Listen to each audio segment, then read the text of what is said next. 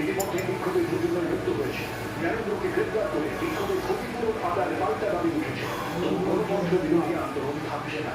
রাষ্ট্রীয় প্রজাতান্ত্রিক পার্টি বা আরপিপি মঙ্গলবার থেকে বিক্ষোভ দেখায় রাত পরিবার ঘনিষ্ঠ এই পার্টি। নতুন করে বিক্ষোভ শুরুর আশঙ্কায় হাই অ্যালার্ট কাঠমান্ডুতে। গণতন্ত্র স্বৈরতন্ত্রে পাল্টে গিয়েছে বলে দাবি সাধারণ নাগরিকের।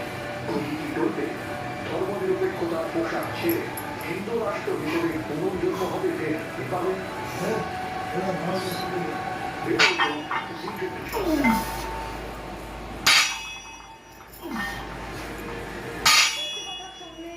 খারাপ লাগে